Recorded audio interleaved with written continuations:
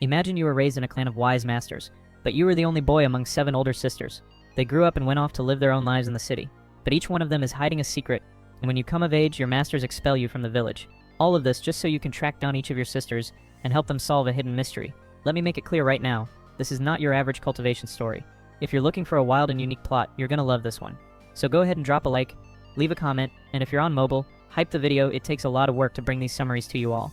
No more wasting time, let's jump into the video. Our hero was raised in the mountains and was now heading to the city. This was because he found out he had 7 older sisters waiting for him. And since the boy was in the prime of his youth, he got very excited. His eyes sparkled at the thought of this idea. In his imagination, he pictured all his sisters as beautiful.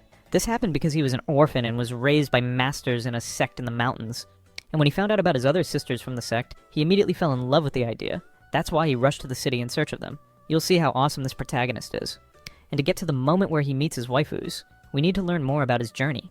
The story begins with the old masters sending him away. Frederico, which is the name of our hero, didn't want to leave the mountain because he was worried about the masters. However, they all hid to pretend they no longer cared for him. And our hero knew the masters were doing this. We see those who had taken in little Frederico, and they comment that the boy was very well trained. Now he would have to embark on this new journey and live on his own. Fred knew his masters were hiding because they didn't want to say goodbye to him, and the sect members even slammed the door, putting on a show so Fred wouldn't suffer from leaving them. He gives an awkward laugh, saying he knows their plan. Then our hero kneels and thanks them for all these years, as he was an orphan and was taken in by the sect.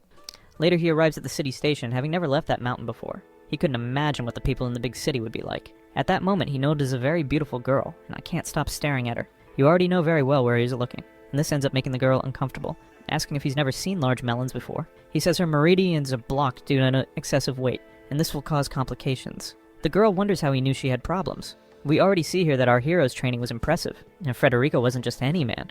And so he continues his journey. Since the trip was a bit long, he ended up staying in a room on the train. He remembers that his master had given him some tips on how to meet his martial sisters. When he arrived in the city, he would meet the 7th sister. Upon receiving an amulet, he should show it to the girl, and before leaving, the master warns him about the adult book they found under his bed. Of course, he wouldn't want anyone to see that and makes it an excuse, saying it was classic literature.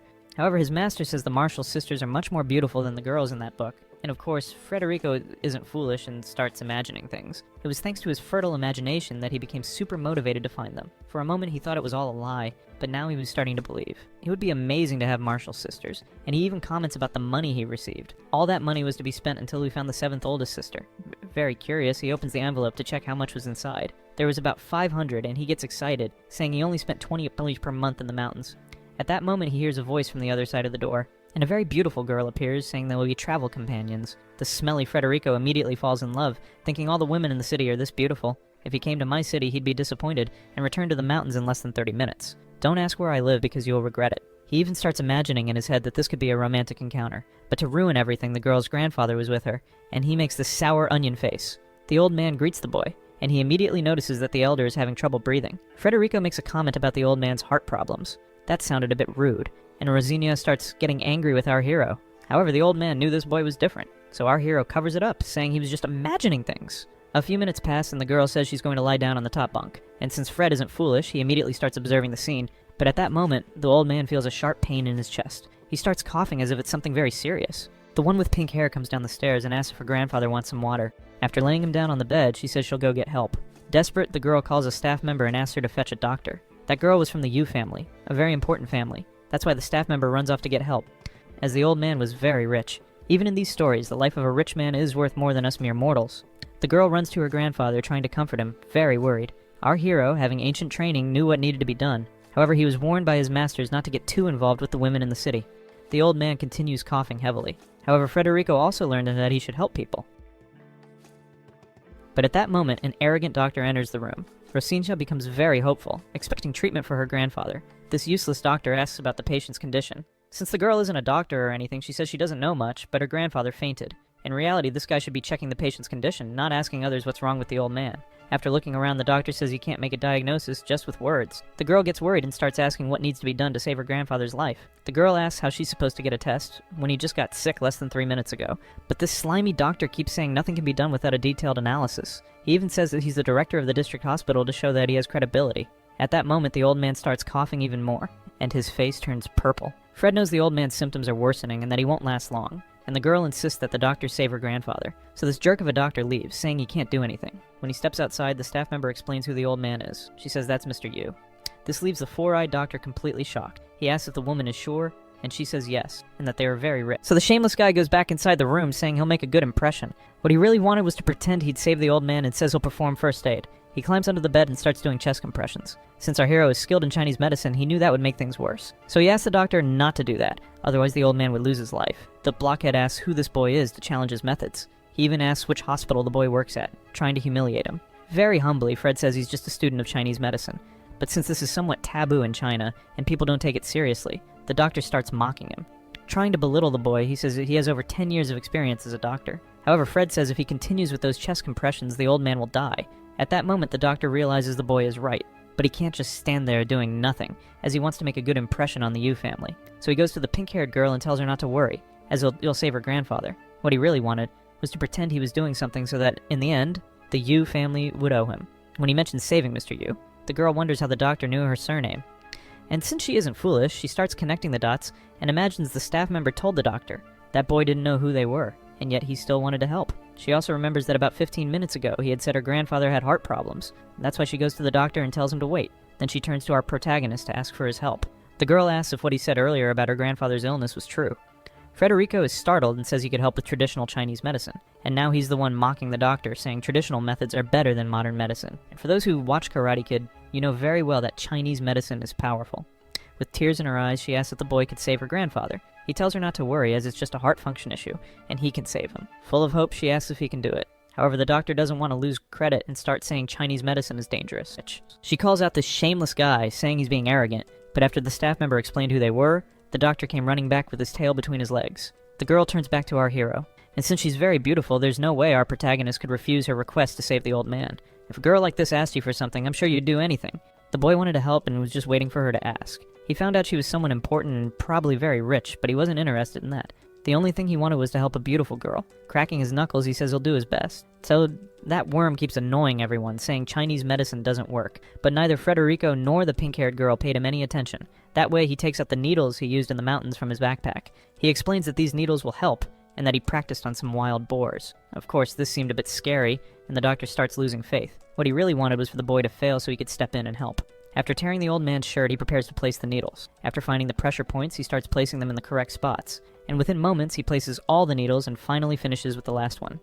This generates a very bright light, and soon after, the old man wakes up coughing.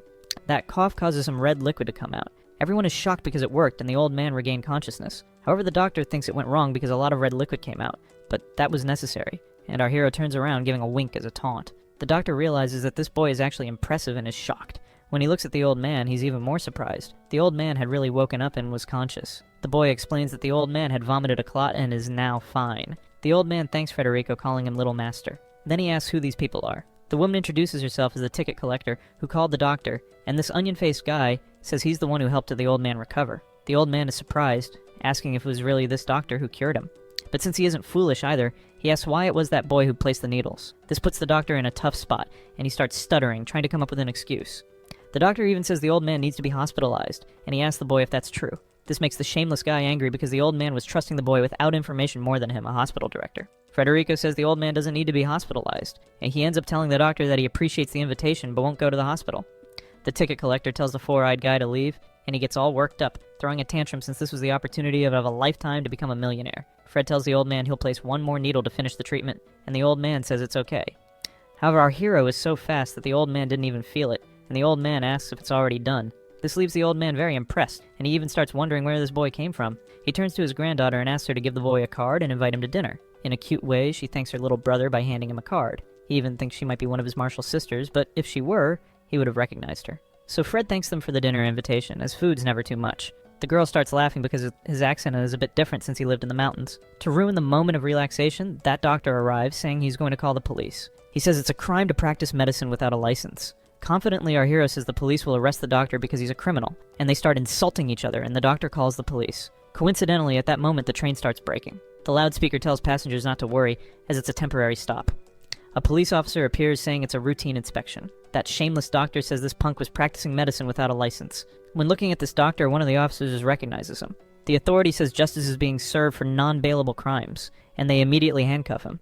They were doing this because the hospital he had directed was selling illegal drugs. And that way he's taken away, and our protagonist says he was lucky to guess the doctor was a criminal. The pink-haired girl asks how Federico did that, figuring out the doctor would be arrested. He says he just guessed. Of course, the boy wouldn't say he was trained by masters with special abilities, and that's why he could sense people's energy. So the girl becomes very interested in getting to know our hero better, and asks if he could give her some future advice. The old man realizes the boy is mysterious, but polite and humble. Fred's heart starts beating faster because the girl is beautiful and smells nice. He even thanks the masters, saying the girls in the city are much better than the ones in the books. Fred tells her to stay away from people dressed in green.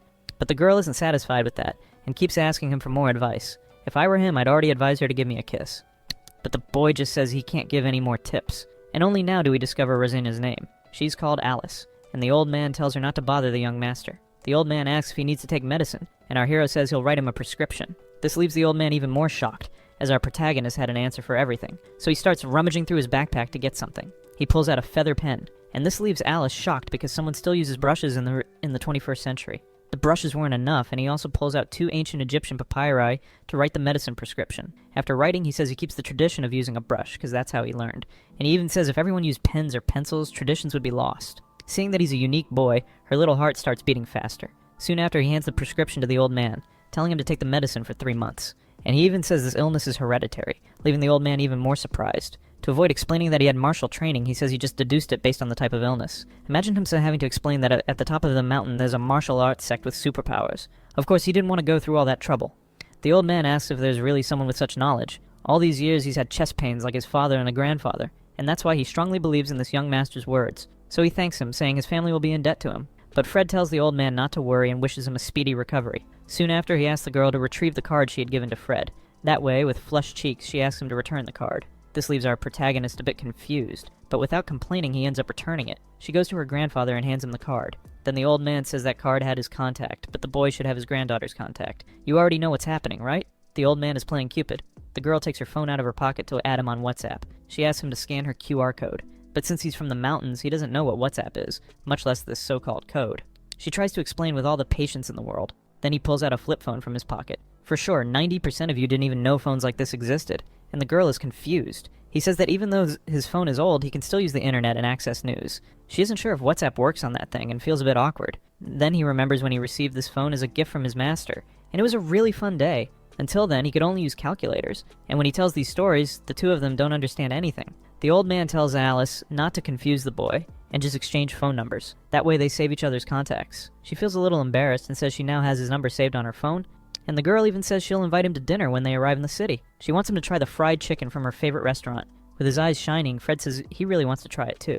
The old man is already excited, seeing his granddaughter flirting with a boy with superpowers. He even mentions that the Wang family has their eyes on his daughter for marriage to strengthen the clans. But the old man doesn't really want his granddaughter to marry into that family. When he looks at the old man, Fred notices he's worried. The boy asks the old man what's troubling him so much. But the old man says it's just a silly matter and that it was great to meet the young man today. Federico is very good with words and says the old man looks healthy and radiant, and this already makes the old man very happy. Soon after, he thanks the little young master, and before leaving he warns Alice to be careful with people wearing green clothes, as a disaster could happen. She isn't really believing it, and asks if he's sure about this prediction. Moments later, they arrive in the city and stop right at the station. He asks if she's carrying cement in that suitcase, but the girl says it's just some basic things, typical of a woman. People are shocked that he can carry such a big suitcase and start commenting. Alice says her friend will be arriving to pick them up, and her name is Ayara. At that moment, the girl arrives, drifting with her car. From inside comes a beautiful redhead, but with a green dress. This was Ayara, Alice's best friend. And when she notices that the woman was wearing a green dress, she becomes a bit discouraged. She asks Federico if there was any way to resolve this. He asks if, as Alice's friend, she would be willing to change out of the dress, and this leaves them embarrassed. Alice even asks if it was really necessary to make her take off that dress, and our hero said yes, to avoid a catastrophe. So Alice asks if it was just a matter of putting on another outfit, and he says yes. This makes Ayara a bit jealous, and she even wonders why her friend is so close to a boy. Then you come running, saying you have something important to tell Ayara. What the redhead wanted to say was for Alice doesn't not to trust men, but Alice speaks first, saying that Ayara needs to change her clothes. This leaves her a bit embarrassed, not understanding the reason. Alice mentions that she knows her friend has several nice outfits in the car, and just needs to change. It was true, but it was very strange for someone to say that. Since she trusted her friend very much, she said it was okay to change, and Alice starts celebrating because everything would be resolved smoothly. And so they get in the car. The redhead asks Alice about her relationship with that boy. She says they just met. But Ayara doesn't believe it much because they seem very close. When they look outside to gossip about the boy, he's no longer there. The redhead even wonders what happened to him. Alice mentions that they met on the train and her grandfather spoke highly of him. Then Yara tells her friend not to trust men because they seem nice but are all bad. Alice is already missing him and starts wondering why he left without saying goodbye. In fact, Federico didn't want to bother them, and it was inappropriate to see a girl change clothes. So he immediately turns on the GPS, looking for the apartment his master had rented. A taxi driver appears, asking if he is new to the city and if he needs a service. Fred says his destination is only 14 kilometers away. He even tells the boy to get in the car because 14 kilometers is too far. But Fred says he doesn't need a taxi to go to a place so close. The taxi driver asks if he's going to run there, and that's exactly what our protagonist was going to do. He says that in the mountains he would run 20 kilometers and not even sweat, and as he stretches he starts running like crazy. The crazy one was very tough and leaves the dust behind, and the taxi driver wonders if the boy is a mutant. In this way he runs through the whole city, causing strong winds. It looked like the Flash from Dan Da Dan. And so he arrives in the residential area. Even though he had never been around the city, he knew how to get around very well, and quickly finds the apartment. That was the Redwood residence, and an elderly couple confirms the name of the place. The old man still says these apartments are very old, but the boy doesn't care. He just wants to meet his Marshall sisters. And the elderly couple keeps saying that young people these days are leaving home too early to work, and they mention that this neighborhood is far from the industries. But our protagonist didn't come to work at all. He came to try to get a girl. He remembers what his master said when he mentioned that the rent included Wi-Fi, and he gets excited because the internet in the mountains was very slow. His master had said the Wi-Fi internet was 2 megabytes, and that was a lot. Little does he know how 5 megabyte internet is here in my city, and it's top notch. I doubt you have faster internet than mine. Here, it doesn't even take 12 hours to upload a video to YouTube. If you want to know the name of my internet provider to get one just like it, ask in the comments and I'll respond. And so he goes up all happy, imagining he'll be in paradise. After confirming the room number, he prepares to knock. At that moment, a very beautiful woman named Diana emerges. This woman is incredibly gorgeous, and our protagonist can't stop admiring the scenery. With flushed cheeks, he asks if this is the house he rented, and introduces himself. She confirms it is and says she is the landlady, Diana. The seductive woman invites him in. She explains he can use the clothesline on Monday, Wednesday, and Friday. Blushing, he stares at those clothes, feeling embarrassed. He has never seen such diversity, and she asks why he's drooling. Awkwardly, Fred says it's nothing. As he opens the bedroom door to store his backpack, he smells lavender, a scent so pleasant he could enjoy it forever. The scent comes from Diana's clothes. He feels lucky, and he hasn't even met the Marshall sisters yet. She mentions this is her room. He rushes to the other side of the apartment, trying to act casual. After entering, he locks the door. Diana's excited. She mentions she likes rustic, introverted men and finds him handsome. But then he opens the door and she's curious. He actually wanted the Wi-Fi password. She spells it out, blushing because she defines him cute. A spark ignites between them. After a few seconds of staring, he becomes even more embarrassed. He returns to his room and locks the door. Diana says it will be great sharing the apartment with him. She hadn't imagined her guest would be so handsome. At night, he lies down to rest after a long day. On the first day alone, he met 3 goddesses more interesting than those in books. Taking the amulet from his pocket, he wonders what the 7th sister will be like. He extends his hand, trying to use his future seeing power. After charging some energy, he concentrates. Despite his efforts, he can't envision the sister's appearance. All he knows is that she is a wealthy businesswoman. Just imagining her body excites him, but his master's blocked his energy to prevent him from knowing their looks. He tries hard, but fails. Discovering she's a businesswoman, he searches online. Unfortunately, most businesswomen are much older. He gives up searching for the 7th sister. His stomach growls with hunger. He decides to grab a bite in the kitchen. He checks if Diana's around, feeling shy. In the kitchen, he encounters an electric stove he has never seen before. Watching some online videos, he learns how to turn it on. The flame appears like magic. He celebrates as if it were a magic trick. He boils water, cooks pasta, and adds some seasoning. Quickly, his meal is ready. His eyes gleam with hunger. After tasting it, he declares himself a great cook. As he eats, he notices the unusual silence. In the mountains, things were never this quiet. He was always surrounded by his masters and now misses that. He hears a noise at the door. It's the voices of 2 women. There stands Diana with a friend, who seems more like a wildcat. Diana's friend asks who that boy is and looks scared. He tries to explain, but the woman runs away, leaving Diana on the floor. Federico is confused as he didn't say anything and the girl fled. Seeing Diana on the floor, he wonders what happened. Using his spiritual vision, he senses something wrong. He tries to sit her up, but she's unconscious. There's an energy block in her neck, and he realizes someone has poisoned her. This seemed like something quite dangerous, and he becomes worried. Diana is gasping for breath, her heart pounding. She has a very high fever, her body shaking. After pressing some energy points on her back, she vomits. Some pills fall out. He realizes it wasn't poisoning, but an illegal drug. It was a very high dose, and the other pills had likely already been digested. With tears in her eyes, Diana, in pain, asks him to call a doctor. He says a doctor won't be able to save her, as the substance is already in her blood. She has at most 10 minutes to live. The girl is already accepting her end, but the pain is intense, and she can't hold back her screams. This happened a few hours ago when a mobster came to her bar. She didn't want to drink that wine, but he forced her. This girl had suffered a lot since birth, abandoned by her mother. Her mother was a gold digger who chased after men. Just by looking at the woman's face, our protagonist knows she's had a tough life. He decides to help her, as it's his duty to save lives. He feels her pulse and tells her not to worry, as he can help.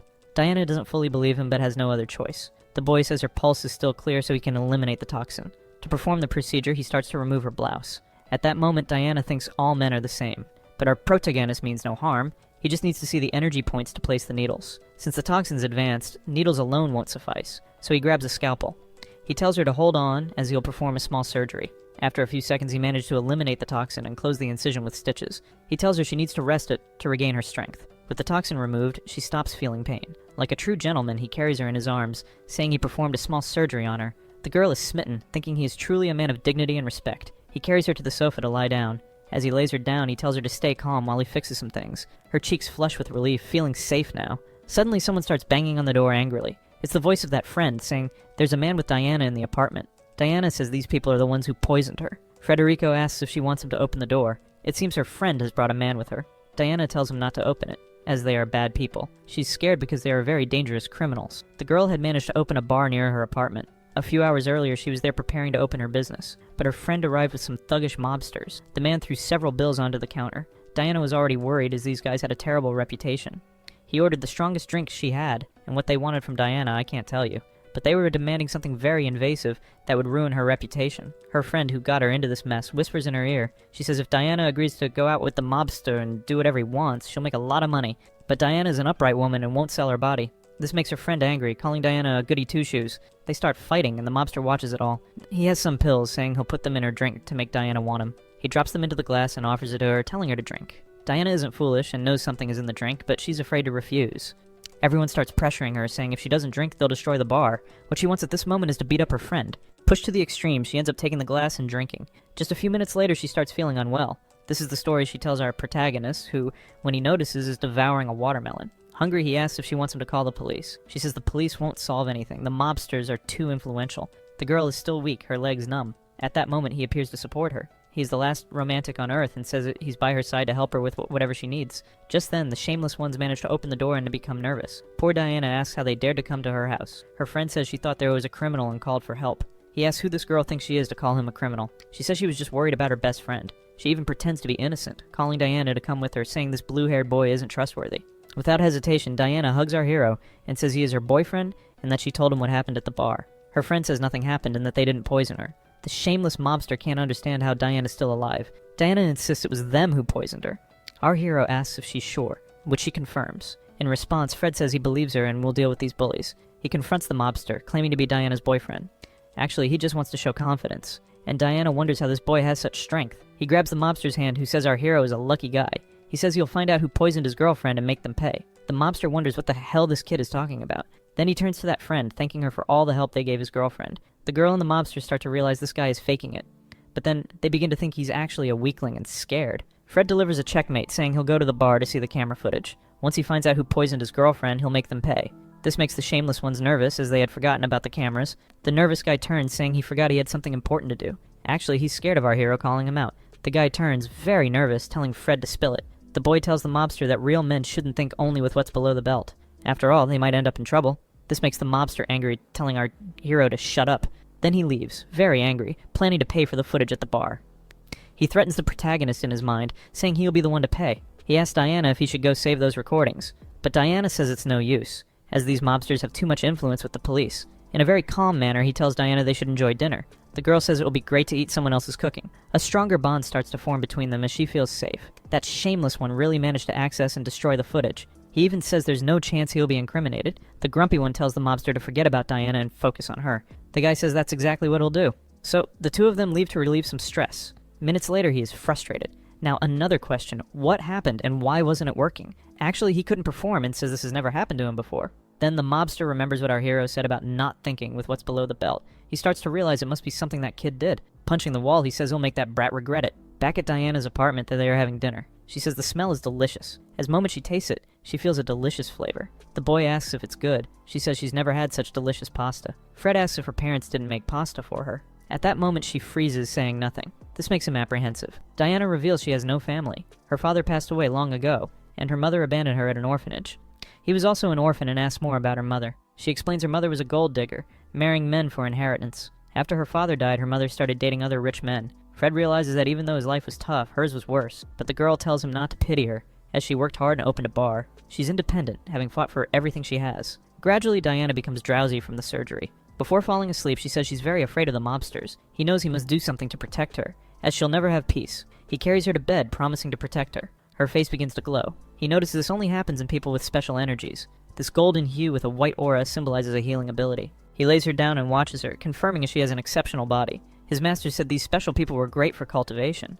But his third master warned that these women would be the most complicated. His heart races at the thought of cultivating with her, but he slaps himself, remembering he is an honorable man. He leaves, thinking about finding the seventh sister. Diana wakes up seconds later. She was only pretending to sleep. She realizes Fred is a good man, as he didn't do anything inappropriate. She falls even more in love, seeing him as a man of dignity. She indeed has a special body, already healed. However, her self-esteem is low, and she thinks she's not good enough for him. The next morning, he wakes up to the smell of coffee. Diana says that since he made dinner the night before, she wanted to surprise him. There's a table set with tea, bread, and pastries. She's eager to see him eat and asks if he likes it. Fred, always honest, says the taste is average. Diana smiles, blushing, and admits she bought it from the bakery. He is surprised she's already recovered, confirming her special body. He asks what other surprise she has prepared. She says she noticed he isn't an ordinary man. Without a doubt, he'll make a name for himself in this city and become famous. So before that happens, she wants to be his friend, and offers 6 months of free rent. He is thrilled, as half a year of free rent is fantastic. He starts calculating how much money he'll save. She didn't expect him to be so happy. Once again, the shameless mobster appears, ruining the mood. He is at the door causing trouble, and Fred stands up. Diana tells him not to bother and to ignore him, but Fred knows it's because of the handshake he gave the mobster the night before. The woman asks if he poisoned the man, but it was something much worse. He admits he took away the mobster's abilities. The girl falls even more in love, realizing he did it to protect her. The shameless mobster appears, asking what Fred did to him. Our hero feigns ignorance, saying he did nothing. The mobster grabs him by the collar and starts threatening him. Fred slaps his hand away and asks if the mobster has any proof. Besides, falsely accusing someone is a crime. Seeing Fred isn't backing down, the mobster gets angrier. His henchmen ask permission to beat up our hero. With a malicious look, he agrees, saying it's the right thing to do. They all attack the protagonist. However, Fred is tough. He gets into a fighting stance, ready to use his mountain techniques. Diana says she'll call the police, worried about her love. Everyone freezes. He wonders if this is really necessary, but she steps in front of him to protect him, telling the mobster to forget everything. The thug wants trouble and won't let it go. As he is about to hit the girl, our protagonist intervenes with an extremely powerful blow to the shameless man's face. The creep is thrown back, tumbling over his henchmen. He lands hard on the ground. The henchmen charge at our hero, saying they will finish him, but he has many combat techniques, like the side strike, the rock punch, and the tiger fist. He easily defeats all the enemies. Diana is scared and says they are dangerous, but our protagonist says he doesn't care and will do anything to defend a friend. He walks toward the gang leader, who is trembling. He kicks him in the stomach.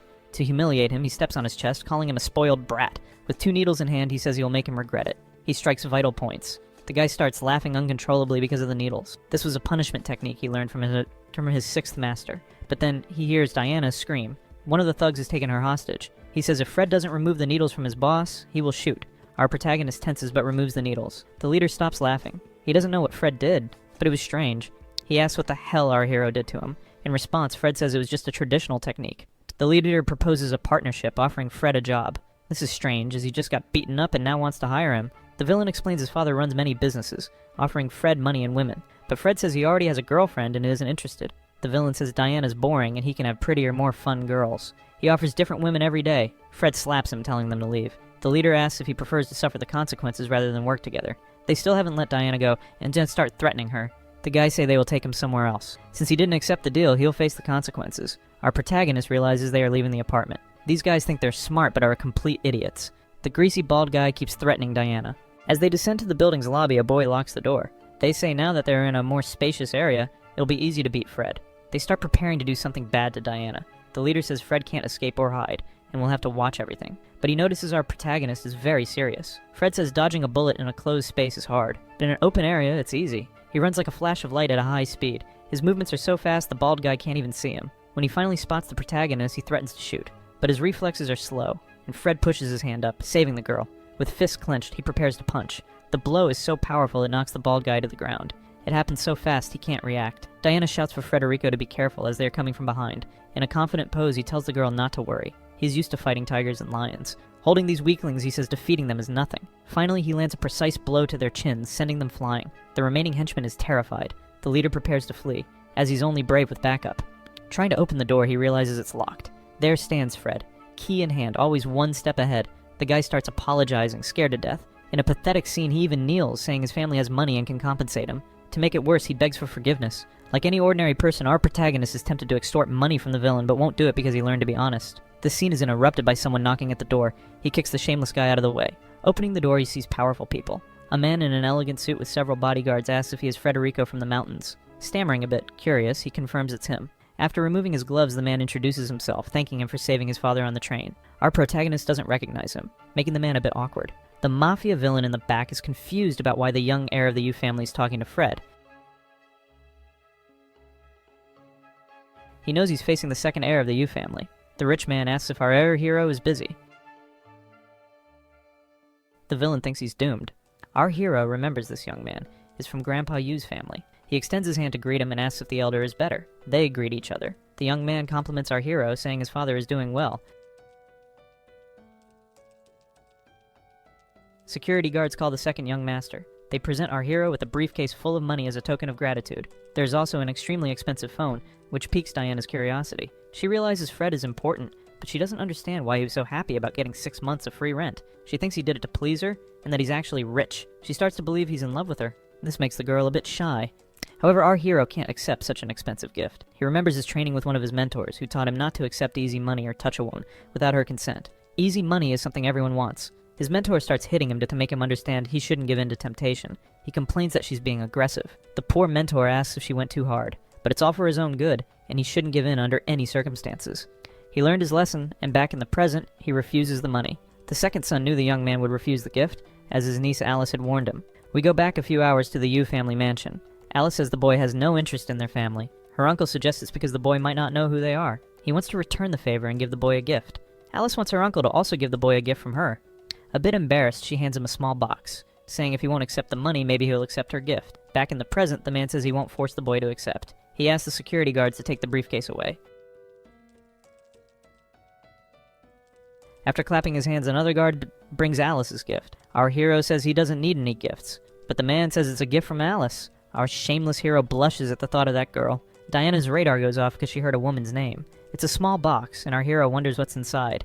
He says if it's not too expensive, he can keep it. When he opens it, he gasps in surprise. Everyone is curious, as he wasn't even surprised by the money. The gift is a coupon for 3 free burgers. There's also another item in the box. It's a note with a phone. Alice handwrote the note saying the phone is old but has internet, and if he doesn't want it, he can throw it away. Alice's uncle doesn't understand why the boy would accept an old phone when he refused a new one earlier. With a smile, Federico says he'll accept these 2 gifts. The second son is confused. Our hero gives a thumbs up and asks to thank Alice, saying he liked the gifts. The man is bewildered and thinks our hero values friendships over material goods. He asks Mr. Fred if he wants him to deal with this trash. Our hero looks at the idiot and sees him trembling with fear. The guy starts thinking he's doomed. His henchmen pretend to be dead to avoid consequences. Angrily, the guy kneels, begging for forgiveness. It's very embarrassing, and everyone is speechless. Our hero says he doesn't need this man's help. After thanking them, they say it was great meeting him. As he leaves, the young man realizes Federico isn't just an ordinary doctor. This guy has various martial skills, defeating the mobsters alone. While drying his hand, he mentions his father said this guy was incredible. He needs to recruit Fred before his older brother, Alice's father, does. There's probably a family feud going on. The mobsters kneel before Fred, thanking him for everything. Diana is captivated by our hero, finding it unbelievable. Our protagonist asks if the man who just left is really that powerful. The mobster says he's only the second son of the Yu family. In the underworld, he's known as the Elegant Demon. He does all the family's dirty work, and if handed over to him, the mobster wouldn't be alive. Our hero is surprised by his power. Now that he saved the mobsters' lives, Federico has a request. The mobster says he'll grant any wish our hero has. The first request is to leave Diana and her bar alone. The guy swears not to interfere with the girl's life or let anything bad happen to her. Secondly, our protagonist wants information about famous women in the city. The guy is surprised, because Fred said it in front of his girlfriend. Fred wants to meet famous young women between 21 and 25, and they must be beautiful. Nervously, the guys say they'll carry out this mission. Federico tells them to leave. The guys sneak out, grateful for another day of life. Once outside, they start sweating, realizing they almost got beaten up. One of the henchmen helps the boss up and asks if they'll really obey. The guy gets angry, saying even the second son of the Yu family treats Fred with humility and respect. He says this kid will become powerful and they'll reap the benefits. His family will no longer be just fish market bosses, but will rule the entire district. The scene shifts back to Fred, who's cleaning up the mess. Diana's worried because our hero doesn't seem interested in older women and she's already 26. Meanwhile, he's thinking about finding the 7th sister. He has information from the Grand Master that the 7th sister is only slightly older. She should be around 25, as he is 20. Diana thinks he's out of her league, being influential and powerful. She wishes he were her boyfriend, but feels it's a distant dream. If she could date him, she wouldn't have to fear others anymore. She doesn't want to remain a helpless victim. Later, he comes out of the shower and tells Diana it's her turn. The girl is excited and says she's going. He wonders if the mobster got any information. There's a text message from the guy, and our hero struggles with the phone. When Diana closes the door, he gets a bit tense. He hasn't fully realized he's living with a girl. His cheeks flush, and he starts thinking other thoughts. But he's an upright man and can't lead a debauched life. 10 minutes pass, and he hears Diana calling his name. He wonders if he should respond, knowing she's trying to seduce him. She shouts from inside, telling him to open the door. He can't stop thinking about her, as she's very beautiful. With trembling hands, he says he'll check what's happening. Opening the door, there she stands. The girl holds a bottle, her cheeks flushed. This leaves him deeply smitten, and he even gasps. She asks if she's too old for him. He says no, and besides, she's very pretty. Diana had a few drinks and was worried about what our hero said earlier, mentioning she'll be 26 next year. He didn't realize that this hurt her, and this explains there's a reason he's looking for these girls. At that moment, she starts feeling dizzy. The bottle falls to the floor. Like a true hero, he catches her to keep her from falling, facing each other. The scene is incredibly romantic, leaving Diana blushing. She asks if he really thinks she's pretty. He says she's beautiful and apologizes if his comment hurt her. He keeps saying he should act respectfully and not be smitten, but she smells so good. Then the girl asks if he could be her boyfriend. At that moment, she drops the towel, creating an awkward scene for Fred. His face turns red and he gasps. Quickly, he rushes to grab the towel.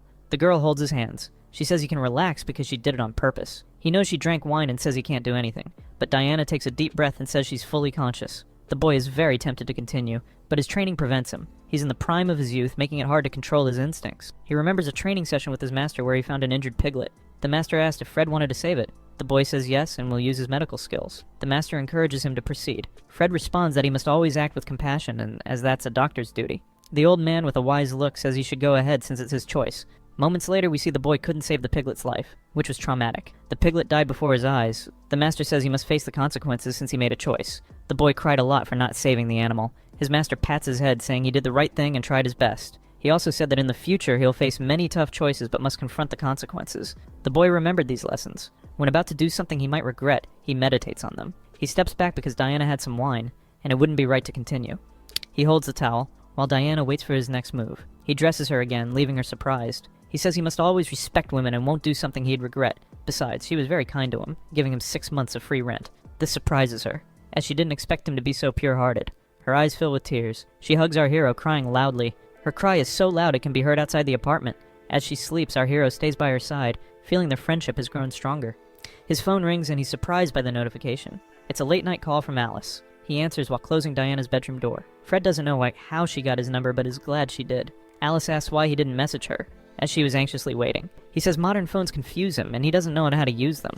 She laughs, saying that he'll learn soon, and sets up lunch with him. Talking about food gets him excited, and he agrees. The girl, smitten, lies in bed and says she'll pick him up at the right time tomorrow, and so he hangs up the phone.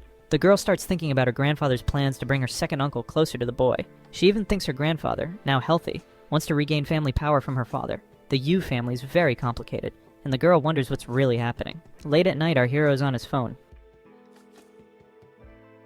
He comments that he didn't expect the guy to get so many contacts. However, none of them seem to be the 7th Marshal sister. He then wonders why Alice wants to get closer to him. Though he grew up in the mountains, he's not naive, and knows people are interested in his skills. He thinks his life has become complicated since leaving the mountains. He sees a photo of an attractive blue-haired woman, but when he swipes, he's surprised by another photo. She seems to be the 7th Marshal sister. We see her entering a luxury car, resembling the vision he had.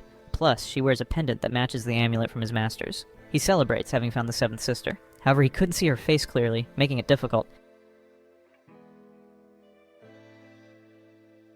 He says he'll check the photo to see who the red-haired woman is. One of his companions asks what he's doing. While he yells at the woman, our hero is bored on the other end. He checks all the photos and says he doesn't know where that photo was taken. Fred asks if he's lying. The guy, embarrassed, says it's not a lie.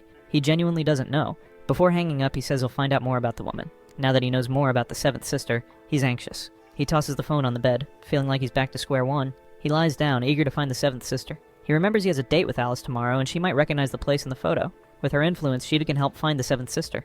The next day, he wakes up and prepares breakfast. Alice wakes up to a delicious smell. She gets up to check and sees our hero cooking. He says he made a nutritious broth to aid her recovery. Diana mentions he's a great cook, and whoever marries him will be lucky. He says he's not a good cook and only knows the basics. Someone honks outside, and Diana gets curious. Our hero looks out the window and sees it's Alice. She's in a luxury car, which startles him as it's quite early. Diana asks who it is, and he hesitates to answer. Downstairs, Alice shouts for our hero, saying they have a date. He quickly gulps down the soup, not wanting to make Diana jealous. He rushes out, telling Diana he'll be back soon. Poor Diana feels sad for not getting to spend time with him. Looking at the soup, she says they are not from the same world. Downstairs, Alice says she'll give him a city tour before lunch. She says the city is huge, and he'll enjoy seeing some places. They speed off through the city. So this is normal for her, but for Fred, who grew up in the mountains, it's exhilarating. She says he lives too far away. He responds that his masters chose the location and it is comfortable.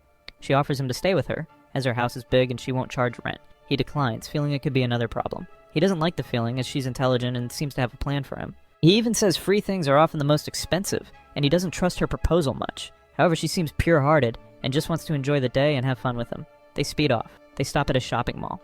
She elegantly exits the car and hands the keys to the valet. Meanwhile, our hero is stuck inside, unable to open the door. She shows him how to open it. She mentions many people struggle with their car doors. He feels a bit embarrassed and thanks her, saying he had almost jumped over the car. She says the day will be fun, and she'll buy him new clothes. She grabs his arm and drags him along. She asks what brands he likes, leaving him clueless. He doesn't know any brands. To him, clothes are all the same. Fred doesn't care much for clothes and tries to tell her, but she insists he try some on. Looking at our hero's face, she wonders what style suits him best. She grabs his hand and drags him again, determined to find him a nice outfit. He's struck by how beautiful she is, his heart racing. They pass by several stores. None seem to catch his eye. She starts thinking about what style would suit him. Then she has a brilliant idea. He tries on a casual outfit and looks like a model. Finally, after trying many outfits, he likes this one. The saleswoman seems friendly, but finds this irritating, thinking he can't afford it. She comments that if it were that girl, she'd be more eager to help. Fred asks about the price. The saleswoman says it's $7,700 with a 12% discount for members. She's annoyed, thinking he won't buy it because it's expensive. He feels a bit embarrassed. $7,000 is a lot. He mentions that in the mountains they wouldn't spend that much on food in the year, but Alice quickly pulls out her phone ready to pay. The saleswoman feels slighted, as Alice treats the amount casually. She pays in full, revealing she's a millionaire. She asks the saleswoman to wrap up the clothes. Our hero is curious as she just scanned and paid. She explains that's how things work and she'll teach him later. Plus, she added money to his phone account.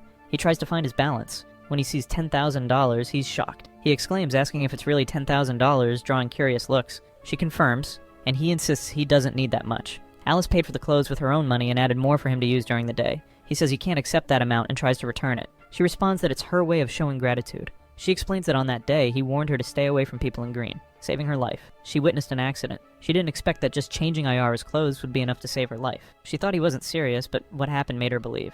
A few days earlier, when she was with her friend Iara, they'd witnessed an accident. She didn't fully understand what happened, but only had minor scratches. A man with sunglasses appeared. He pointed a gun at the girls. She thought it was the end. They screamed in fear. On a phone call, someone asked if the woman was wearing black. Someone on the call mentioned a woman in a green dress, and the criminal realized that he had the wrong person. And so, he gets into the car and drives away. By changing clothes, the criminal got confused, and they felt relieved. Ayara hugged her best friend tightly, saying that thanks to Alice, she was still alive. At that moment, Alice realized Fred was right, and his advice had saved them. Therefore, she wanted to gift him that amount because her life was saved by our hero. He asks if she wants more insights to understand that criminal. She says yes, wishing to uncover who was behind it all. Fred warns he will try and begins his meditation. He learned from his masters in the mountains not to use his powers trivially, but since this involved someone's safety, he needed to use his abilities. Alice is surprised to see the Chinese techniques. After meditating a bit, he discovered everything, and she becomes curious. He says this matter doesn't directly involve her, and interfering can make things worse. She asks if there's no way to resolve this and is worried about Ayara. He feels sorry, as the only thing he could sense for now is the energy flow. Alice sighs deeply, knowing that meddling too much could bring trouble to her. She holds our hero's arm tightly. She notes it's almost time for them to eat, and they head out. In his mind, he thinks that even though Alice is friends with Ayara, there's another side to that redhead that the girl doesn't know. The art of foresight couldn't be used indiscriminately, as it could lead to devastating consequences. They arrive at a restaurant where a woman in traditional attire welcomes them. He is shocked as it seems very expensive. The girl tells him not to worry as she will pay, and he should enjoy and eat plenty. With a smile, he agrees to eat a lot. The place is cozy, and Alice orders every dish on the menu. The waitress says the portions are large, and they might not finish them. He confidently says he can eat all the restaurant's food. He mentions he once ate a whole wild boar from the mountains alone. Alice confirms with the waitress to bring one of each dish, saying that they will eat it all. Our hero comments that she's very generous and also rich. The girl is smitten because he called her generous. He says just by looking at her, he imagines she has around 2 million. This makes the girl giggle, as she has much more than that. 2 million is nothing to her. However, she simply says that her family has more money than he can imagine. She also promised to fulfill 3 wishes for him, no matter what he asks. He thanks her, saying he will make his wishes wisely. The girl hopes he will wish to be with her, as that would be her greatest wish fulfilled. She's very interested in learning more about our hero, finding him fascinating. At that moment, a woman with purple hair, accompanied by a man, passes by the door. She notices Alice and turns back to check if it's really her. The woman becomes angry, as Alice is intended to marry her 3rd brother. She belongs to the Wang family, as Grandpa Yu mentioned on the train. The woman sees this as an affront to her family and comments to her companion. She finds it unacceptable that the Yu family is disrespecting the Wang family by having Alice with another man, and she decides to confront them.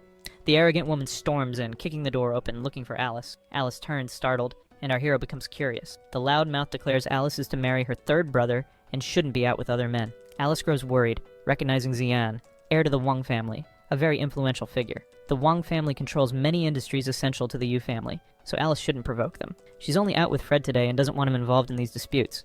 Alice insists they're just friends, with no romantic interest. Our hero notices his friend is in trouble, but Xian won't accept Alice being out with any friend, calling it disrespectful. She threatens to end Alice's friendship with Fred, calling him a wimp. Fred, feeling strong, whispers to Alice, offering to remove Xian if she's bothering them. Alice, though scared, grows irritated by Xian's persistence. Xian becomes angrier when Alice refuses to dismiss her friend.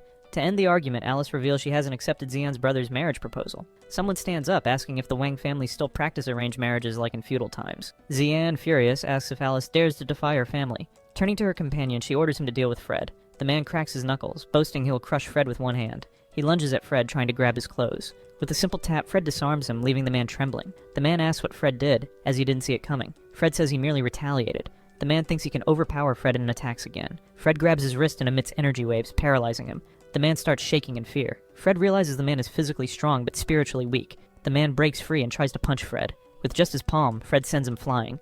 The man crashes to the ground like a sack of potatoes. Fred explains to Xian about spiritual deficiency, using a metaphor. He says the man's cannon is rusty, unable to fire cannonballs. Xian is shocked, as her boyfriend has been struggling lately.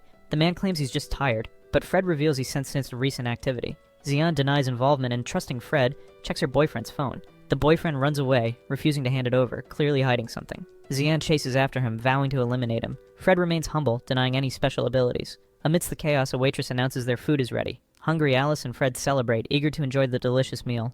A feast of every dish in the restaurant is served, leaving our hero's mouth watering. Alice thanks Fred for his help, but assures him he didn't need to get involved. His master taught him to always help friends in need. This leaves Alice embarrassed, realizing she's special to him. He continues eating the pork, praising its flavor. Let me explain, it's seasoned with fish powder. This excites him, as he never imagined seasoning meat with another meat. Alice wants to learn more about Chinese medicine and asks how he knows so much. He says it's not that hard. A bit embarrassed, she asks him to teach her. Our hero is excited to have an apprentice and says it will take 10 years to reach his level. She finds this too long and starts crying, especially since he said it was easy. Fred explains that mastering martial arts takes time and effort, but people today are impatient. She feels scolded and slightly embarrassed, asks him not to regret teaching her. He actually wants to ask a favor, having earned 3 wishes from her. She hopes it's something intimate and is excited to help. But what he really wants is to know where the photo was taken. Alice examines the photo and recognizes the HL company's main building. Fred asks if she knows the location, and she confirms, as every woman knows that building. He asks if she knows the woman in the photo. Of course she does, and asks why he's looking for her. Our protagonist explains she's his 7th older sister. This shocks Alice, as the famous CEO of HSL is his older sister. He scratches his head, asking if this woman's important. He then asks Alice to take him to her. Alice has never contacted this woman, but her family has business with the company. They head to the famous building. On the way, our hero asks about his sister. Alice asks if he shouldn't know more about her being his sister. But our hero explains she left the mountain when he was very young, so he doesn't know her well. Alice reflects on the extraordinary mountain where Fred grew up. She starts telling him about this woman named Zhang, who made a name for herself in the city 2 years ago. As soon as she joined the company, she revolutionized the products and quickly rose to CEO. Alice shares this enthusiastically, as the company is one of the city's top 20. He'll be impressed, as his 7th sister is truly remarkable. Alice adds that the most surprising part is that Zhang is only 23. At 21, Alice says Zhang is her biggest idol. She dreams of being like her in a few years, powerful and intelligent. Our hero believes Alice can achieve this, as she's also very smart. Alice blushes slightly, saying she's lucky to be born into the Yu family. As they approach the building, she appreciates that our hero doesn't pry for family information. They arrive at the HSL company headquarters. He eagerly heads to the door, saying he'll go in and talk to his sister. He's captivated by the grand building and proud of his sister, but Alice asks him to wait, as unauthorized persons can't enter. Security asks for his ID. He looks at another man's ID and tells security he doesn't have that card. Security says he can't enter, as it's not visiting hours. Fred says he's Jiang's younger brother and wants to speak with her. When they hear the CEO's name, they find it strange. They start laughing, saying many people show up claiming the same thing. He thumps his chest, asking if the guards don't believe him. The guards mock him and tell him to leave, as he's causing a disturbance. One of the security leaders decides to inform Mr. Zhang. The man answers and asks the mustached man what's happening at the entrance. We see this Mr. Zhang is important and learns a boy is looking for Zhang. The stern man orders the security leader to get rid of the boy. He also says to always eliminate anyone seeking the CEO. The mustached man hangs up, saying he'll handle it now. He's been pulling strings for Zhang, who is the deputy director, aiming for benefits. We learn this man is in love with Zhang and won't let anyone near her. He even has a photo of her kissing it, saying she belongs to him. He returns to our hero and says he'll wait outside for his sister. A guard says he can't wait at the building's door. The mustached man starts making a scene, saying our protagonist is tarnishing the company's reputation. The other guards are startled, wondering why the mustached man is so nervous. He whispers to them that they can't let the boy stay. A guard asks if he's a mad dog, saying they can't kick him off the street. As he finishes speaking, the nervous old man slaps our hero. Fred's cheek turns red from the slap. The old man cracks his knuckles, saying he'll finish off our protagonist. Alice starts screaming for them to stop fighting. Federico asks Alice if she saw who started the fight. In a chilling way, he says they awakened the monster. Feeling his fury rising, she senses he's not joking around.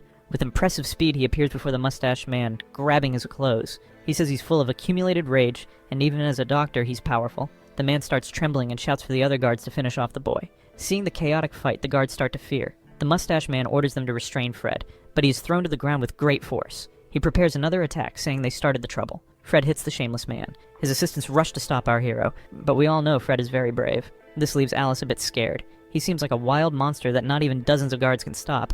After a few moments, he defeats all the guards. Fred even asks them to get up and continue the fight, but they say their salary is too low to endure this and pretend to be unconscious.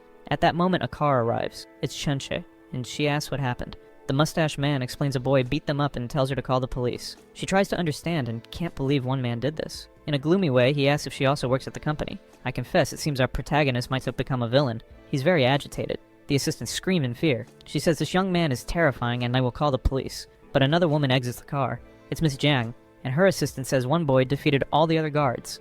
We see this woman is very beautiful, and it was worth waiting to meet the first sister. The woman asks if this boy really caused all the commotion. The assistant confirms, saying the blue-haired boy did it. At that moment, Alice is thrilled, as she saw her biggest idol. Our hero approaches and asks if she is his seventh sister. The woman looks him up and down, assessing the situation. The atmosphere is tense, and she doesn't respond. Her assistant wonders what's happening. Jiang asks if he has proof she's his older sister. The assistant is confused. Federico reaches into his pocket for his amulet. He realizes it's gone and is shocked. He sees his pocket is torn and likely lost it in the chaos. The redhead says she'll call the police if he can't prove he's her younger brother. He feels doomed, as his older sister thinks he's a delinquent. Alice says the amulet is in the car and throws it to him. He catches the amulet mid-air, relieved. He shows it to his seventh sister, confirming they're from the same sect. Seeing the amulet, she's convinced he's her little brother. The assistant whispers, asking if they should call the police. Jiang says no, she has important matters to discuss with him in her office. This leaves Assistant Chenche startled, as Jiang never takes anyone there. She wonders if he's really her boss's brother. Jiang orders Federico to follow her. The assistant is unsure what to do with security. Jiang orders her to send them all away. They hear this and complain and not wanting to work there anymore. Alice watches from afar, finding Jiang even more impressive. She believes more in the mountain sect Fred came from. She even imagines a fanfic where Jiang takes care of her younger brother. The security chief informs Jiang he's been fired and needs help for revenge. Jiang, on the other line, starts shouting, getting nervous. He discovers Jiang is taking another man to her private office. This drives him mad, as he's obsessed with her. Like a child losing in a game, he throws his phone. He can't accept the love of his life being with another man in her office. Entering the office, Federico finds it luxurious. It's more like a 5-star hotel. Jiang says they can talk safely there about anything. She assures him the entire floor belongs to her, and no one will disturb them. Our hero is captivated, feeling like he's in a garden. His older sister offers him coffee, asking if he wants sugar. Never having tried coffee, he says no sugar. Jiang is curious about his reaction to the drink. He receives the cup and thanks her. Before drinking, he smells it and finds it pleasant, but upon tasting, he finds it bitter, and regrets not adding sugar. She leans in close, asking about his mountain training. He says he trained hard with the 7 masters and is happy. This makes her glad. Suddenly, she pulls up his sleeve to check something. He blushes, asking what she's doing. She says she needs to confirm one more thing to be sure he's her little brother. She remembers him as a baby, left at the sect's door. He cried a lot and had 2 birthmarks on his right arm. Pulling up his sleeve, she sees the same birthmark. Her eyes fill with tears, overcome with emotion. She hugs her little brother, saying she missed him greatly. Jiang says she waited for him all this time, leaving Fred a bit confused. It's strange the masters hid her presence for so long. Even using his power, he couldn't find information about her. Jiang then asks if our hero really knew nothing. He doesn't understand, so she asks him to use his power on her pulse and check for himself. Fred imagines she might have a spiritual deficiency. He sits down to examine his sister's health. After some time, he asks if the masters knew about her condition. She confirms they did, but couldn't cure her extreme cold constitution. Our hero remembers his master teaching about celestial deficiencies and realizes he studied this ailment to cure his sister. She asks if he also finds it complicated to resolve. Fred explains that in traditional Chinese medicine, there are 2 types of ailments, celestial and terrestrial deficiencies. Both are difficult to cure, and she mentions trying various remedies without success. He admits the treatments are complex, but suggests a way to resolve it. She's curious, but he shows hesitation in proposing the cure and ends up asking if she's married. She says she isn't, as she hasn't found anyone suitable for dual cultivation. That's how they refer to it in this story, but you can imagine what dual cultivation means. Our protagonist blushes and says he knows someone with the perfect yang constitution for her dual cultivation. She's thrilled, as this could cure her ailment. To ease things a bit, Fred explains that the cultivation doesn't need to be extreme and can just be an energy exchange, if you catch my drift. This makes Jiang a bit embarrassed, and she asks if a simple kiss would suffice. He confirms and says they need to do it as soon as possible to prevent her condition from worsening. Fred tries to avert his gaze, as the topic's quite embarrassing. His sister says they need to find the person he mentioned as soon as possible. He explains she needs to perform this cultivation twice a day for 6 months to cure her ailment, and she agrees. He ends up spilling his coffee. She asks why he did that, and he says it's nothing. Just thought she might find another way to solve the problem. Since she wants to resolve it faster, they could do the intense cultivation, which might work better. Jiang says her masters told her she'd only survive until 27 due to her ailment, so she's in a hurry. Our hero knows this is true, as most people with this condition pass away young. She slams her hand on the table and says she'll organize a search for someone with young energy. She thanks him for sharing his knowledge and promises to give him what the masters asked her to keep for him once she's better. Our protagonist says that's not important now. They should focus on her health. He asks if she's ready for the cultivation, and she says she has no choice. His sister hadn't paid attention when he mentioned he already knew someone with yang energy. When he mentions it again, she's excited and offers him a great reward. However, he doesn't mention it's actually a woman and is afraid she'll refuse. But when she hears it's a woman, his sister is relieved, as she'll maintain her chastity. He's relieved she accepted it well and says she's very proper. Jiang says she's saving herself for her future husband. She won't use her body for benefits and has preserved herself. This makes Fred admire his older sisters even more. They exchange contact information, and our hero finds her status a bit strange. Still, he accepts the friend request. Before leaving, he says he'll update his sister later after sorting things out with his friend. As he's about to leave, she asks if he's not curious why the masters wanted him to meet her. He thought it was just to cure his sister, but she says there's more. He has an important mission from the sect of 7 saints. She explains he must continue the sect's martial legacy. He's confused, asking what this mission entails. She explains the sect of 7 saints is a union of 7 major martial sects in China. He's skeptical, as his mountain sect seemed like an abandoned village, more like an internet tale. Still, he won't disrespect his master's wishes and accepts the mission. She explains he must listen carefully to the instructions and touches the amulet. A portal opens, and she retrieves a letter. It's a message from one of his masters saying only he can complete this mission. He must accept a disciple within 3 months, and once he does, the 7th sister will hand over the supreme treasure of the sect of 7 saints. Our hero is nervous, as he's never had a disciple before. She says this is the first step of the mission, and if he can't find a disciple, he won't be able to establish his own sect. He receives the letter and vows to do his best. She offers him a job at her company. After what happened with her security, he could replace them but would need an interview first. He says if he joins her company, it will cause gossip, which neither wants. Before leaving, he thanks her for her kindness. She watches her little brother go, noting how cautious he is. She's glad he's matured during this time. As his older sister, she knows she can't stand idly by without helping him. She sends him a message, inviting him to dinner at a restaurant and sending 10,000. Receiving such a large amount, he's startled and feels rich. Our hero doesn't like receiving gifts but loves food, so he'll use the money for meals. He decides to go straight to a market to buy ingredients. Leaving the company, he realizes Alice isn't there, and notes it's almost night, indicating he spent a lot of time inside. He sets his apartment address on his GPS to run home, but he hears Alice calling him. She asks why he's in such a hurry and if he didn't expect her to be waiting. He asks if she really waited for him outside. She jokes, saying yes, and that she couldn't have traveled to the future to find him. This makes him blush. She also feels a bit embarrassed, as it's clear she has feelings for him. She apologizes, saying she only waited because she was worried he'd get lost on his way home. He thanks her, calling her a true friend, and invites her to dinner. She accepts without hesitation and asks where they're eating. Excitedly, he names the restaurant from the note she gave him. This makes her a bit disappointed, as it's not a place a man would typically take a woman. Still, she's not picky and agrees to go. They speed off in the car. From above, that shameless guy is watching our hero. It seems they're following our Fred, mentioning he's with a pink-haired girl. He tells his henchmen to follow our hero and not let him escape. They plan to teach Fred a lesson for messing with the Zhang family. You know this villain's gonna get beaten up, no need for many details. It might not be now, but he's gonna get it. He can't believe our protagonist managed to enter Jiang's office. He says if this continues, the boy will even go to her house. He refuses to be left behind and starts destroying everything, saying no one will take his woman. A minute later, they arrive at the restaurant. He's excited, saying he wants to try the fried chicken. Opening the door, they're greeted by a delicious smell. We see someone following them. It's that shameless bigud with his henchmen. The guy even pulls a knife from his pocket, saying this time they won't lose to our hero. The scene changes to a pink-haired girl trying to hand the phone to the stud, but then the man grabs her arm, pulling her close by the waist. He says that women are easy, and then he answers the phone someone is calling him, but at that moment the phone goes silent. The stud wonders if the person on the phone didn't agree. On the phone they say they would finish off that kid, but they could silence him. Then the stud hangs up, and all the while he's holding the woman. The crazy guy squeezes the girl's neck, saying he'll finish his plan. The scene changes to the hospital, and we see a child who is a patient. The child is even using breathing equipment. This guy is called Gustavo, and he's in the room saying he has done many bad things in life. But he calls someone with his cell phone, so he pays attention to the video call. He also sees a picture of Federico apologizing to him. Then we go to the restaurant. Fred is there thinking about what he will eat. Alice is with him to eat at the restaurant. The girl wonders why people haven't eaten that food before. It's embarrassing. The line is moving and the server asks the customer what they want. Of course, the chubby guy orders the biggest hamburger on the menu, and the server asks what size he wants. The crazy guy orders the biggest hamburgers, and Fred, who is in line, gets a little annoyed because of the wait. But the server is talking about the sizes of the hamburgers and even shows with his hand how big the sandwich is. And we see that the sandwich is pretty big, right? And while Fred is listening to this, he thinks these guys are dumb. The chubby guy annoys him and he leaves the line. Then it's our main character's turn to order. He orders big hamburgers, and then the server accepts the order. Fred is surprised by this situation. Then the hamburger arrives with his fries. Fred is excited about it. He has never eaten at a place like this, but Alice Sis tells him to calm down or he'll choke while eating. Then these men enter the restaurant. They watch our main character eating, and one of the bad guys asks the boss what they're going to do, but they just sit at a table and watch. Frederico notices strange guys there, and it gets the attention of our main character. He looks back carefully and wonders what is happening. He sees that it's that shameless guy, and they start pretending they are not doing anything wrong. Fred realizes that it's the guard who he beat up a few hours ago. Alice gets our hero's attention to look somewhere else.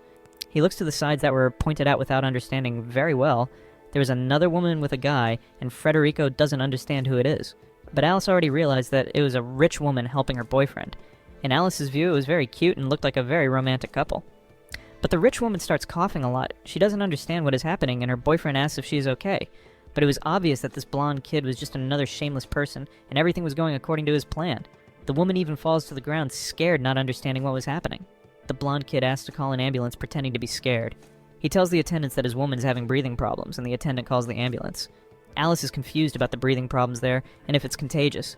But Fred soon understands that it was actually just poisoning. Alice was still very scared, and because of this, Fred explains that the poison is blocking her breathing. Our main character goes on to say that the person who poisoned her must have acted a long time ago. Alice didn't understand very well. She asks if the person who did this was there, and then a mysterious man appears saying that our hero was right. Fred gets up from his chair and asks if that gentleman was actually a doctor. The man says yes, and that he was actually more than just a doctor.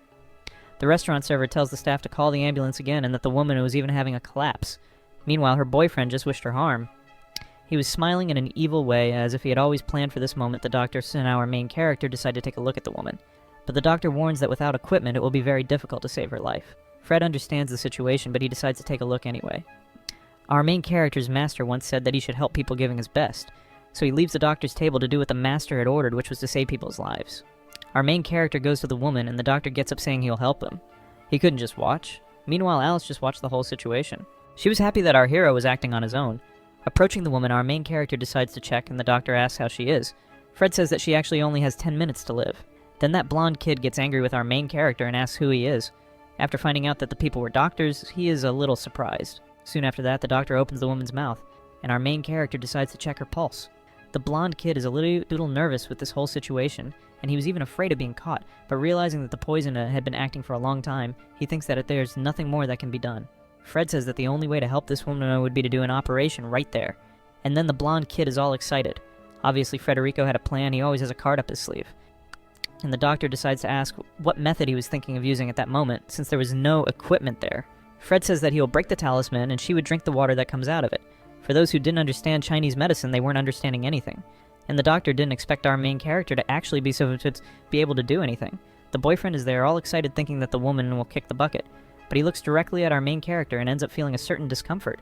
He even pretends he was crying, saying that his girlfriend was in critical condition and that any method would work. Soon our main character asks for a pen and paper. After that, he begins to invoke the 12 gods of thunder. The first would serve to protect her life, and after that he makes an oath to the gods. Meanwhile, that blonde kid was just watching that scene, hoping his girlfriend would kick the bucket soon. Alice was already understanding our main character's methods, and she wonders what he would do now. The doctor is a little upset, thinking that it won't work, and soon after our main character asks the server to bring a glass of water and also a lighter. He approaches with the paper near the woman, and then he starts burning the talisman he had just made. After that, he throws everything into a glass of water, and the next step was to make the woman drink that liquid. Quickly, she starts drinking everything, and the doctor leaves thinking that it was just nonsense. Meanwhile, the blonde kid decides to record a post on the internet, but then something incredible happens. The woman begins to regain her consciousness. She wonders what had happened to her, and everyone is paralyzed. Knowing that Fred had managed to do something that seemed impossible, the blonde kid starts to panic, and the doctor was surprised that the woman had woken up at that moment. The blonde kid didn't understand how our main character managed to cure his woman, and the doctor also found it all very strange. He even thought it was nonsense, but the only one who still believed in Frederico was Alice. Then she starts thinking about having children with our main character. I told you that this girl is extremely in love. Meanwhile, the woman was talking to our main character about her being poisoned. Fred explains that she had not eaten any poisoned food, but that in fact someone had put poison in her mouth. The woman wonders how the hell she would poison herself like that without noticing, and the server already gets out of the way saying that he has nothing to do with it, and that the restaurant doesn't put poison anywhere. Meanwhile, Fred already understood that it wasn't the restaurant's fault.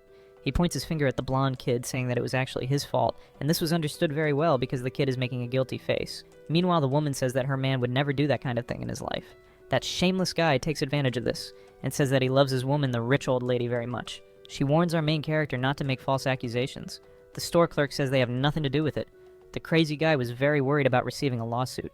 The doctor affirms that our main character's point of view is correct, and he approaches the woman and says that her food was poisoned long before. So probably she wasn't poisoned there in that restaurant. And the blonde kid starts to get even more scared, with these doctors arriving at the restaurant. Soon after, the woman starts to get desperate and asks her husband to tell the truth soon. The boy starts trembling with rage and runs out of there, demonstrating that he was truly the culprit. Meanwhile, the ambulance ends up taking the woman to the hospital to finish the care. Someone starts clapping for our hero, and he looks back scared, finding who was doing it. All the people in the restaurant were thanking him, clapping because he had just saved a person's life. He even smiles a little suspicious. The doctor affirms that our main character was actually doing something very good, and that he had a lot of talent. Meanwhile, Federico tries to talk to the doctor about the things that had just happened. He talks about all that being actually a Chinese martial art, and the doctor ends up actually accepting all that information. As a precaution, he ends up handing a card to Fred and asks him to call him doctor, whenever necessary. He accepts the card and ends up getting very excited. Those shameless guys who are looking at our main character wonder how he actually became a hero. In the heads of these guys, he was a villain. Our main character was the villain, that they were the good guys. So they realize that Fred was not as weak as they were thinking. Because of this, their boss ends up getting irritated, saying that they cannot question the boss's method. Our main character goes back to sit at the same table where Alice was. He wonders if she would be laughing at his face. In fact, she was very happy. That's why she was laughing like a happy fool. She was actually in love and creating fanfics in her head. She even begins to feel a very great admiration for him. Fred smiles and says that one day he would teach her to do that kind of thing. She says that she would like to make a pinky promise with him, and so they end up getting closer. She asks him to promise that he will teach her to be a great martial apprentice. And from that moment on, Fred would be obliged to teach her he could not forget that kind of thing. Soon after, her phone starts ringing. She gets quite worried and says that she needs to prepare for what is happening. It seemed to be something quite urgent, and she says that she'll go back home as soon as possible. In this way, Alice gets up saying that it is urgent and that she needs to leave running. They wonder what the hell is happening. Then Alice says that she needs to leave, and our main character affirms that he will go with her. Those shameless guys decide to follow our hero along with the girl.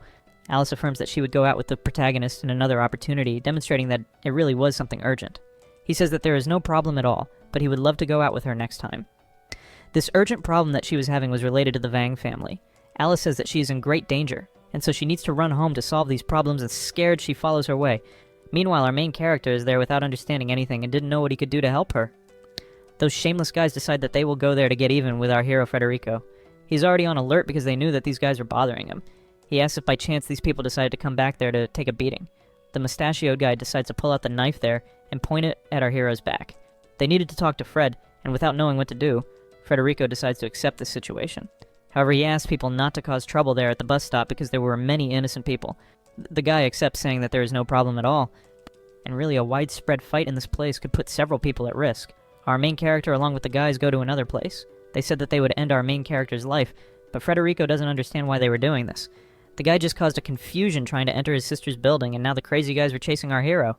He didn't understand why these guys were so annoying. The mustachioed guy says that our main character thinks too much of himself, and Federico is making fun of the guys, asking why they were so fixated on him. Then they say that our hero touched someone's woman, but Fred doesn't understand who that woman would be, since he didn't do anything wrong with anyone. He had many opportunities to do something with some women, he just didn't do anything, because he was kind of silly. Until they say that Brother Zhang is eyeing a woman. She was a beautiful redhead woman called Zhang. Federico is there, paying attention because Zhang was one of his sisters. The shameless guy advances with this knife in the direction of our main character, but obviously our hero managed to dodge, and he even watched the knife with that guy, until he advances to a counterattack, and so he gives a karate blow with everything on the head of the crazy guy. The other thugs decide to advance on our hero, but Fred noticed that everyone was with very slow movements. In instance, he decided to finish with everyone, and ends up stepping with everything on this shameless guy, and asks if he'll spill the beans soon. Why were they chasing him? That guy wouldn't tell anything about what would be happening. But our main character presumes that that guy's family was of a very high level. The boss passes the position to our main character, saying that now he was the boss. So Fred decides to ask where that guy was. But that man doesn't answer that because there was someone behind Fred. He points a gun at our hero, and the guy says he won't tell the truth, nothing at all. Scared Federico, he doesn't understand who that person was. The boss who was under our main character's feet, ends up leaving and asks why that guy hadn't shot our hero yet, but the man with the gun asks everyone to leave from there. Scared, they decide to say that it was time to get the protagonist all together, and Fred knew that he was stronger than everyone who was there. However, he wouldn't be able to dodge a shot at that distance. So the boss decided to advance on our hero. At that moment, a bullet ends up passing near him. The guy notices and asks why the other crazy guy had done that again. The man who was with the gun asks everyone to leave and says that he will not repeat it again. Scared, they decide to leave because that was very dangerous. However, Fred wasn't understanding anything of what was happening, and all that seemed very confusing. So the man says that he would break our hero's legs. So our gentleman thinks that he could do that at that exact moment. That's why he even starts to do a cultivation in his hand to try to find out who this crazy guy was. He discovered everything he needed. He had seen a scene in a hospital. In that place was the man with that child in bed, and our hero. He knew that this was the biggest obsession of the man's life. He would like to save his daughter's life, so the guy decided to advance against our protagonist. But before that, Federico asks if that would make his daughter's life be saved, and in the middle of the air, the man stops the attack. Fred understands that this was a unique chance, so he ends up turning with everything to confront that guy. But the gentleman ends up taking a knife out of his pocket and decides to advance against the protagonist. Fred gets scared, and he didn't understand where the guy took that new weapon from. However, he managed to dodge that attack and tells the guy to go calmly because they should resolve everything in the conversation. However, the guy doesn't hear anything and ends up ignoring and continues with an attack, taking his knife. He gets up and goes towards our hero. Without mercy, Fred manages to dodge again and defends the other attack. And it is at that moment that that man counterattacks, giving a punch in Federico's face. Our protagonist then returns with a knee to the stomach, and so they move away from each other. This guy was quite powerful, and our hero recognizes that he was a worthy opponent. And the man also realizes that our protagonist was very powerful, and that it would be a quite difficult battle. However, this gentleman runs away to get his weapon. Our hero doesn't understand what he should do, so he ends up running and tries to push the gentleman as far as possible. However, someone ends up managing to get the weapon. It was the gentleman, and he already cocks ready to shoot. At that moment, Fred managed to hold the guy's hand and throwing the weapon up, giving a shot. Soon because of that, he gives a punch with everything in his chest, and with the other hand, the gentleman decides to take the knife to try to counterattack our main character. Fred knew that that gentleman's daughter was in a critical state in the hospital, and the gentleman is paralyzed, knowing that our protagonist was a doctor. Fred knew that this guy's daughter was suffering from a quite rare disease, and that no doctor was managing to cure her. However, the man, he didn't understand how our hero knew all that information. In fact, he only guessed all that. The guy is using his cultivation. Our protagonist says that he could save his daughter, but the guy doesn't believe much in traditional Chinese medicine. He says that that wouldn't work in any way. And Fred knew that many people also didn't believe. However, Fred, he was different. He knew how to do that kind of thing, and still warns that he could help his little daughter. Because of that, the gentleman, he gets completely confused and doesn't know if he should trust or not in Federico. He asks our protagonist where his wife was since she had disappeared some time ago. Our hero says that he has no problem in finding her, and that he will do that at that exact moment. So using his powers, he ends up finding this gentleman's wife. She was in a park near the city center, so the man feels relieved, and even ends up believing in Fred. But it's at that moment that Federico says that this was the last place that she was before losing her life. The gentleman gets very scared and he gets completely shaken, and even lets his weapon fall on the ground trembling. He was in shock. He couldn't believe it. He even starts to believe in our protagonist that he has divine powers, and that he will even be able to save his daughter. Fred was confident that he could really save that little girl. However, he couldn't do that simply for free.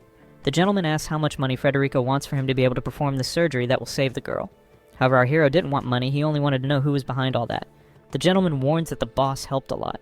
The staff, then the protagonist, asks if his sense of justice was more important than his daughter's life. The gentleman says that he can't betray his boss since he helped him a lot. Then Federico smiles, saying that that was a loyal man, and that he admired that in people. However, our protagonist was not going to force that guy to tell things that he couldn't, and so he decides to go to the hospital to save the little girl. The man goes presenting the hospital rooms to our hero, until arriving at his daughter, who is in a terminal state. Federico watches that with great attention and decides to check the girl's pulse using his powers. He touches his hand on that girl's pulse. He realizes that the girl really had a quite serious disease, and it was a disease that affected her whole body. The gentleman quickly asks if that could be cured, and Federico says that there's a way to do that. The gentleman asks what that method would be. However, it needed to reach a level of very strong medicine to be able to save the little girl. The father there gets anguished and asks what they should do to save her. And with that, Fred asks him for a little more time. He explains that the girl's body is very weak, and that if he uses his power there, the girl may not resist.